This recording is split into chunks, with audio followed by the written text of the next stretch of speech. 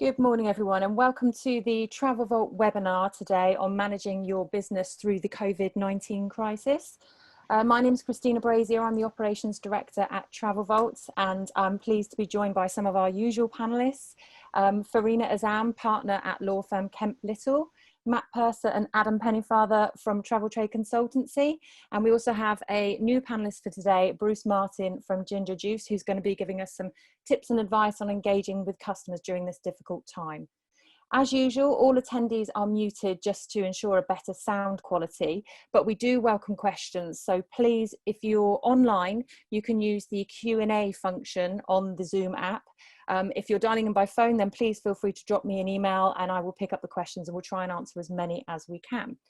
So without further ado, I will hand over to Matt, please, who's just going to give us an update on the latest developments for this week.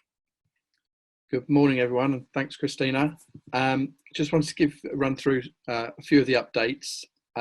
First one was just around the refund credit notes. As probably most of you know, we're still waiting on a decision from government. I think there seems to have been an increase in terms of information that they're requesting, so hopefully it is still being considered. But we've got no timeline on that, unfortunately, at the moment. ATOL, I think, will follow that government advice. Obviously, being a regulator, they can't go against the law as it sits at the moment. But I think they will confirm in the meantime that refund credit notes will be protected under the ATOL scheme. So hopefully we'll have confirmation of that at least. Regarding expiry dates of the refund credit notes, again, there's been a lot of talk around what those dates should be, and a lot of it is dependent on what type of financial protection you have in place. One thing is for sure is that what's being pushed for is that refund credit notes won't have an expiry date beyond 31st of March 2021. So that is the absolute latest date that they should have on there. But it will depend on the type of financial protection people have in place for their ATOL and non-ATOL bookings. The next thing I just wanted to touch upon was some of you may have picked up on an article that was in the Telegraph regarding a £4 billion package to save the travel industry. I think there was some, put it politely, some inaccuracy in the article. So what it really was meaning was about the government having to provide a guarantee to the Air Travel Trust Fund for ATOL, and £4 billion is what the estimate is in terms of the hole in travel if there was to be a number of multiple failures, basically. The next part I just want to touch upon was around chargebacks. I think that there has been an increase in the number of chargebacks that have been coming through the system now, as I guess as customers are losing patience with the situation, or maybe their own financial needs means that they need to get hold of that money. There has been some articles issued this week, one from Fox Williams, but I think the advice remains as it was before. The Visa and MasterCard rules for us seem quite clear that chargebacks should be the last port of call. And I think my understanding is Visa goes a bit further and says actually if people are not traveling because of government advice, then there is no right to make a chargeback. So if you are receiving chargebacks through, then I think it's worth fighting against those. And I'll get Farina to jump in a minute to talk about it from her side as well. The other thing I just wanted to say on chargebacks as well was really, at the moment, chargebacks are normally notified to you in writing rather than by email or anything like that. So please reach out to your account manager at your merchant acquirer to make sure that they change the address to a personal address if you've not got access to your post in your normal office at the moment. And the last thing I wanted to do just before I pass over to Farina to talk about the chargebacks was just on the CBILS applications. I'm sure some of you have made applications to your bank. We've seen a real slowdown in response now from the banks, as they're getting overwhelmed, I'm sure, with applications. So if you haven't made a CBILS application yet and you think you are going to need one, I'd suggest you do it sooner rather than later. So that was all from me. Obviously, we'll be around for any Q&A later. But Farina, did you want to jump in and say a bit more around the chargebacks? I will do, thank you. Hello everyone. So yeah, again, chargebacks have been the main issue of the week that I've been advising on. Just touching on Matt's point, actually, one of my clients last week didn't realise that they'd already received 5 chargebacks that had been posted to them, even though they had access to their premises, but they just hadn't received them, and they didn't realise until they'd actually contacted their account manager and they'd been told that actually there were already 5 chargebacks that had been that they'd been notified of. So really, really important that, you know, if you are expecting chargebacks and you haven't got any yet, or, you know, even otherwise, I think just contact your account manager, keep on top of that, because you don't want them to slip through the net in that way. As Matt said, there is guidance out there. That as far as I'm concerned, that guidance is key in terms of defending chargebacks if you're the package organizer. It's been a bit frustrating this week, so we are having sort of getting conflicting advice from different acquirers. So, you know, last week we had one acquirer that was basically telling us it's all about the guidance. You have to try and rely on the guidance as much as you can when you're defending. And then this week we had an acquirer saying that they don't actually think that their guidance is applicable to the UK and EU market. They actually think it's US guidance, which I don't agree with. Actually, as far as I'm aware, that is European and UK guidance. And also what this one acquirer is saying seems to go against what other acquirers are saying. So my advice really is to make sure you defend the chargebacks. Use the guidance from Visa, from MasterCard, and Matt is right in what he was saying, in that Visa goes further, and basically Visa does say if if a holiday or a flight has had to be cancelled due to government restrictions, then that does not give rise to a valid chargeback, because those government restrictions, they supersede Visa's chargeback rules. And that is, you know, that is obviously something in our favour for the travel industry, and the guidance is very, very travel industry specific as well. So, you know, it's there to be used and should be used. What I've been doing for my clients is essentially putting together a template response, whereby, you know, you sort of, everything is there for them to be able to put a response together when they're responding to chargebacks, because, you know, that there are going to be a lot of similar responses that you can put together and send on. And, you know, just liaise with the acquirer, build up a relationship with your account manager, keep in touch with them constantly, talk through that, you know, talk to them about these chargebacks, explain to them why you don't think that they're valid. You know, just open up that correspondence with them, because I think that will help hugely as well. Thanks, Farina and Matt. That's really helpful, valuable advice there on the chargeback specifically. We have talked about Visa card a few times, but we're getting some questions on Amex as well. Am I right in thinking that there's not an awful lot of guidance out there on Amex, but do we know anything anecdotally about what, you know, how they're reacting to this? Yeah, I mean, from my side, the ones that I've seen where customers have been more successful have all been Amex cards. So that seems to be where people are having a lot more joy, I think, from a customer point of view. I don't know if you'd agree, Farina. I haven't actually seen any Amex, I have to be honest. My focus has primarily been on the Visa and MasterCard. I imagine there will be some guidance out there floating around somewhere. It's just a case of trying to get our hands on it in the same way we've managed with the Visa and the MasterCard, because that Visa and MasterCard guidance is not external guidance, it's actually internal guidance that they prepared for the acquirers, that has somehow made its way out, but it has actually proved to provide us with a useful lifeline. If there is something similar for Amex, that would prove useful, but I don't know. And the fact that if Matt, as Matt is saying, the Amex chargebacks are proving more successful, that actually, I guess, points towards there not being any COVID-19 guidance and them not treating them in these sort of exceptional circumstances, which they should be doing. Well, we'll definitely do some more digging on that then. And if we get any updates, then obviously we will forward those through to members. Thanks for that. Moving on to Adam now. Adam, I know that you've been dealing with some of the furlough applications for some of your clients. How have you been finding that process? And have you got any tips or advice for our members? Oh, sorry, Chris, I was on mute then. Yes, good morning, everybody. So we've seen quite, well, a bit of a rush around 8 o'clock on Monday morning. We've managed to get most of our clients in now, so that's pretty good. But there were some learnings from that really, and so I thought would it be just quite useful to share some practical tips really around doing a claim. So that they are really initially, which seems quite simple, is a government gateway ID.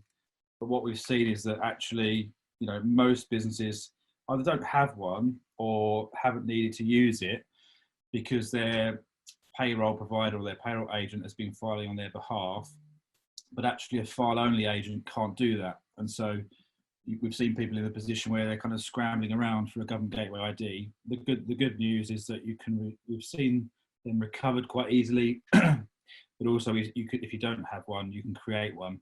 Usually there would be, you know, a postal process where you get an activation code, but that's been taken away now temporarily. So that can be easily fixed, but something that you need up front. You also need quite a lot of information.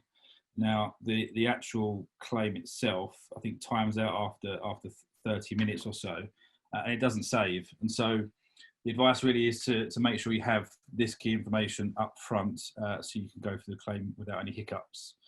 Just very quickly, they are your PAYE reference, company number, the company unique tax reference or UTR, the number of people that you're making a claim for.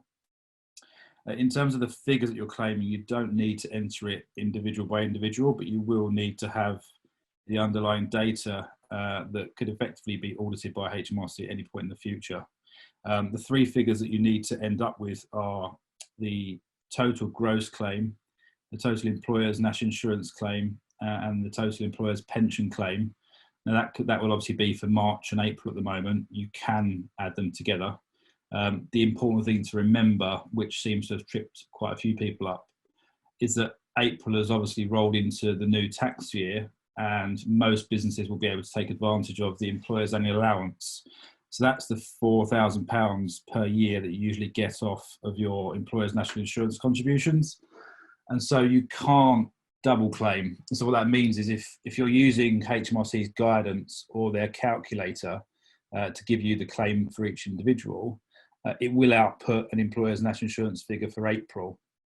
But if that doesn't exceed the annual claim, then you can't claim that back, because when you run your payroll in the usual way, which you'll still need to do, it should claim it back there. So the messages don't double claim. So just leave that off the furlough claim is the advice really. Then your usual payroll process and system will claim the employer's annual allowance in the usual way. Other things to note is that when you get to the end of the process on the HMRC website, you'll see a big green box with a reference number.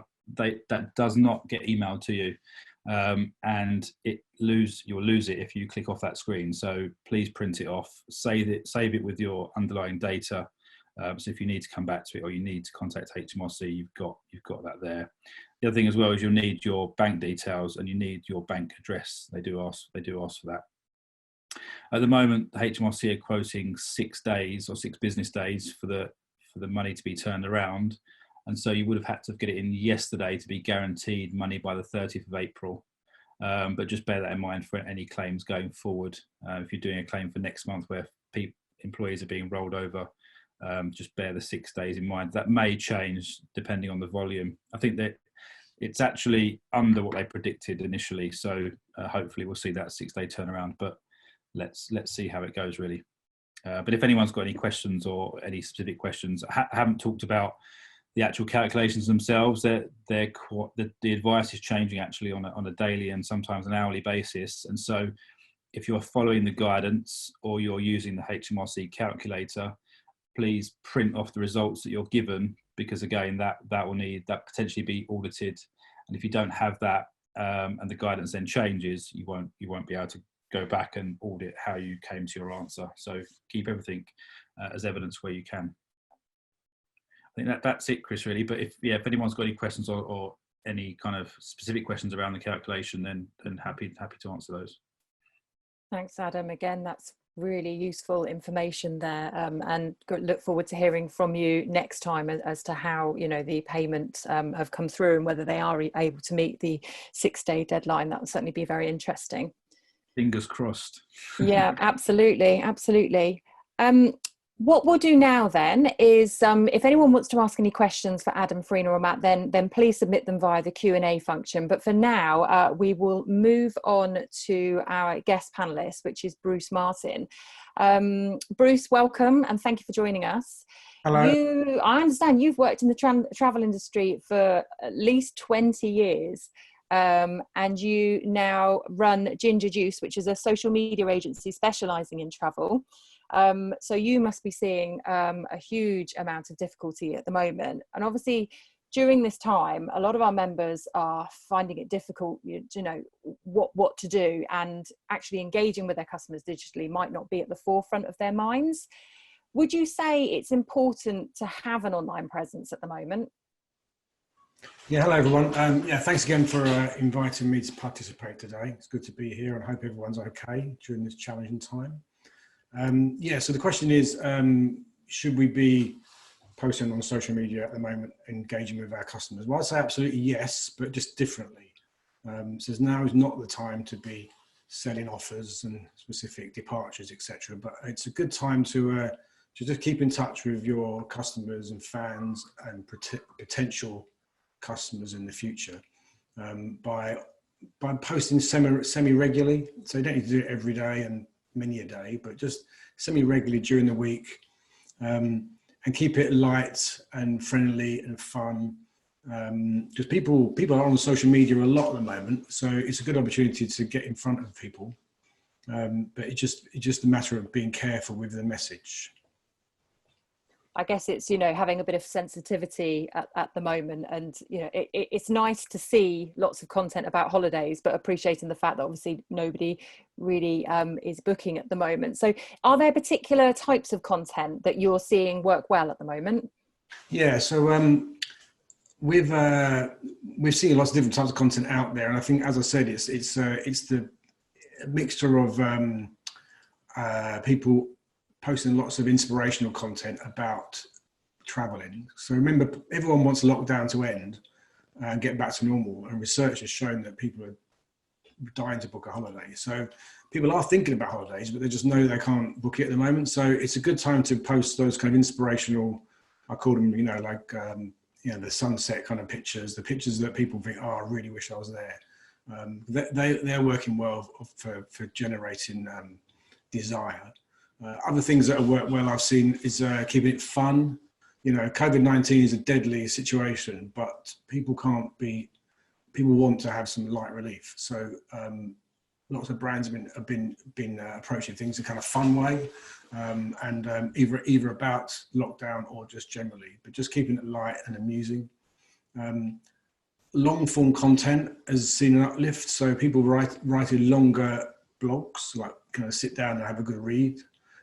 People are also posting videos which are much longer than maybe you would normally, because people have got time. They're sitting at home looking for things to consume. So that's a good thing. Also, I mean, everyone would agree that they're seeing a lot more interactive content, things like quizzes. I mean, virtual pub quizzes all over social media, any kind of games or puzzles. So trying to think about putting out some quizzes or did you knows, that kind of thing about your particular product or destination that you sell. They're kind of working well. I've seen some brands do colouring in, like there's kind of adult or kids colouring in things. So it's just kind of getting on riding the wave of this feeling that we're all at home, looking for kind of some things to do and to pass the time. So those things are good. And finally, video. I mentioned video before, but video in general, I've seen more people like sharing live video or repurposing old good video content, because people love to sit there and watch a few minutes of a certain destination, or someone from the team doing a big piece to camera, maybe they're proven quite popular. So So yeah, those are the kind of main things that I would pick out as being good things to focus on at the moment. That's really interesting. I mean, I had one member who was quite concerned that this period would mean that they're going to lose all brand recognition, and actually, you know, they're going to see them having to start again as and when this situation subsides. But from what I'm hearing from you, that's not the case, and actually you should be taking advantage of this time and the fact that people are online more to grab their attention. Yeah, you won't lose. I mean, you won't lose kind of potential customers. I think people are in a different phase at the moment. Like I said, they're not in a kind of booking phase, but they are very interested in looking at things to watch and read and be inspired by on social media. So it's a good time to do that. And also, I'd say it's a good time to experiment. So no one's been in this situation before, and like even big marketing companies had to kind of have a very good think about what to do. So it's a good time to experiment, try new things, and see what kind of works for you. So I'll give you some examples, like using Zoom, for example, as we are here. I mean, about a month ago, no one was using Zoom, and now it's like a daily occurrence, isn't it? So master how to do webinars or presentations or meet it, or kind of like video chats with your customers. Maybe do a themed night talking about a particular destination or product or something. So try those and master that while we're in lockdown. Dig into Facebook Ads Manager is a good tip. I think a lot of people don't always have the time to learn how to use Facebook Ads Manager and tend to just use the simplistic boost button, but that's not as good as Ads Manager. So this is no excuses. This is the time to have a good play with Ads Manager, and so that when things pick up, you'll be ready to rock and roll with some good ads that are going to make you money. And there's loads of other things like using Canva for graphics, or writing some blog posts, making sure your website's up to date and tidy, and get used to using stories, Instagram stories, etc. So there's loads of things for people to get their teeth into. I mean, for me, like I said, I've never used Zoom much before, but I'm doing webinars every day at the moment in travel gossip, and the first one was a bit rubbish and the later ones have been better. It's just a case of everyone needs to learn and take this opportunity to upskill and be ready for the off.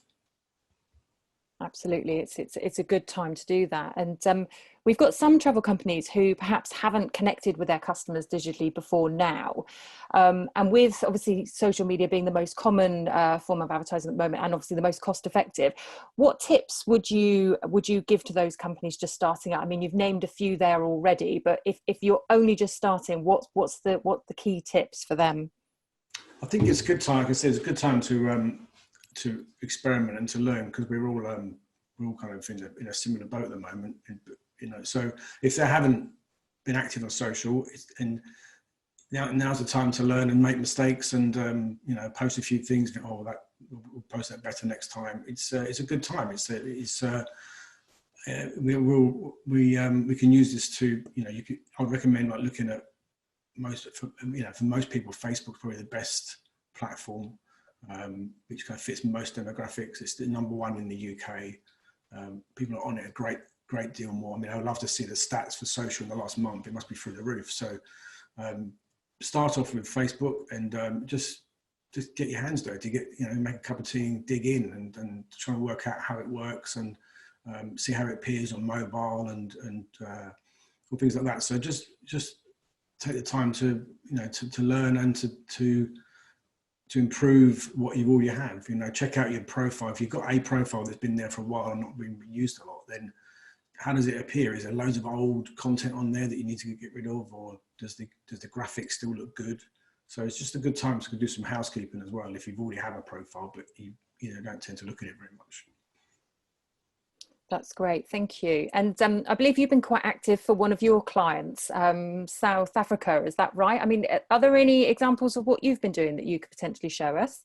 Yes. So at Ginger Juice, we've got various B2C and B2B clients. South Africa is one of our biggest B2C clients. So we look after the UK social media channels for South Africa. And, when lockdown happened, I think everyone in marketing kind of ran around like a headless chicken for a couple of days thinking, what are we going to do?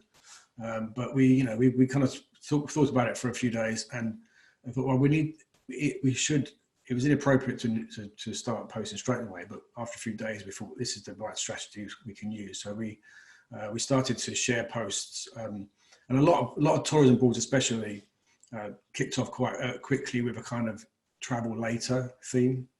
So you can't travel now, but you can travel later, and this is what you can expect when you arrive. So we looked at a few different kind of ways of doing that. I can just share my screen, perhaps you can see it. Can you turn your screen share off, and I can do mine then? If you think you need to, that's it, lovely. Okay. Can you see my screen, the blue screen? Yeah, we can. Thank you. So we kind of changed. We had a theme which was running for the last year, which was Meet Your South Africa. So we thought this is quite good if we just change it to Meet Your South Africa later. And you can see that giraffe one was the first post we put out after lockdown. We had, as I said, a couple of days break where we just kind of thought, what should we do? But then, as a team, we kind of come together and thought, this is the route we're going to take. So, take opportunity to wish everyone well, and you'll be able to visit us soon when the happy day comes. This is we're going to share some good content with you to inspire your future trips. So things like talking about Table Mountain being there for forever and waiting for you. So we kind of promoted this at the start, and you see the numbers down the bottom are quite high. The reactions were good, and I've got an example of those in a minute. Like examples here, like funny pictures, funny animals, work well. So everybody loves a cute animal. Pictures and posts from the past where we knew that they worked. I mean, any animal posts work really well, and baby animals especially work very well. So we kind of gave people what they wanted, a bit of comfort and amusement. And then like this example here of a couple of videos as well. So we kind of found, this isn't our video, but we found it and we could share it. It's just interesting stuff, or making light of the hand sanitizer situation that there was. So this is the kind of theme we've been running for the last month, and the reactions from fans and followers have been quite positive. So I'll show you an example of these are some comments that the people left after seeing some of our posts, initial posts, and you can see they're all really positive, saying I've had to rebook, but I'm looking forward to returning, and looks amazing. So we were a bit worried, thinking that everyone's going to be like kicking off, saying, "Why are you advertising? We can't come," blah blah blah. But it wasn't anything. It was all really positive. So that was quite it's quite encouraging to see that, really. So yeah, so I hope that gives people encouragement to think that if you do put your head above the parapet and start marketing to consumers in an appropriate way, you won't get shot down. It'd be well received. That's great. Thanks for sharing that. I mean, that looks like a great campaign. And as you say, it's just, showing people what's there after this is all over. I mean, what have you been seeing from your clients as to, what are you potentially advising them as to when they can start promoting and sharing offers? I know this is a bit of a $64 million question at the moment, but are they seeking your advice on whether they should start, trying to generate bookings at this time? Or is it purely, as you're saying now, just, putting the messages out there that they're there when this is all over? Yeah, good question. I think it's the crystal ball question, isn't it, really, for when can you actually start proactively marketing? Do you want me to put your screen back on? Hang on. Okay. Yeah, so when can we start proactively marketing people? It's difficult. I mean, summer this year, don't know, it's touch and go, isn't it? And we'll have to see. I guess it depends on vaccines, but if there is something in the summer, then it's going to be crazy. People are going to be hitting it, marketing very hard, and is everyone going to be ready to do that? Social's a really quick way to market, so that could prove very interesting in the travel market. Maybe it'd be October half term kind of time, which will come up really quickly as well. And if not, then obviously Christmas in 2021. So it's when it turns, I think it's going to turn quite quickly, and I think people will start to market their offers quite aggressively. I haven't seen very much of that at the moment. There are some kind of 2021 offers out there that people are putting out there at the moment, but it's quite you know, it's few and far between at the moment. I think we're still in that kind of earlier phase where people are a bit reticent about putting offers out right now. But my prediction would be that once things start turning a little bit, and there's talk of people being able to travel, then I think we will see a big uplift in marketing, and a kind of groundswell of demand from consumers will show its face. And so I guess the key is really getting ready for that and preparing the business and your campaigns for that time, really, and using this time to do that. Yeah, absolutely. So, I mean, I know everyone's got other kind of more important things to worry about at the moment in terms of, you know, refunds and repatriations and things like that. So but it's something as the summer time rolls on, it's a good thing to think about the future as a positive thing. To think, right, when this does turn, have we got all our, you know, have we got ducks in a row, if you like, to get to market in the most effective way. And as I said before, if you can learn anything during this period, it would be Facebook ads would be my big tip, because that's where the money is. You can't do social anymore just organically. It's too hard. The only way you can make real difference is if you effectively advertise to the right people at the right time using Facebook ads. So any time invested in that during this lockdown will have dividends for you. Okay, thank you. That's really helpful, and hopefully you've given our members a real taster of what they should be doing, and it's great to see some of the examples that you've been doing as well. Thank you so much for joining us. If anyone's got any questions, please message them through. And any of the other panel members, is there any other updates that you'd like to provide at all before we finish? No, nothing from my side. No, nothing from me. Nothing from me either. Well, thank you all for joining us. We haven't had too many questions today, and they've all been answered so far. So this is going to be a relatively short webinar in comparison to previous ones. I think that just shows that, you know, things are progressing a little more slowly at the moment, but we will continue to keep members updated. Please look out for our mail shots that come to you at the beginning of the week, where we'll send out any updates and details of our next webinar. But in the meantime, thank you all for joining us. Thank you to our panelists. Thank you particularly to Bruce for joining us for the first time. It was really helpful to us and our members. And to everyone, just stay safe in the meantime. Yeah, thanks everyone. Thanks everyone.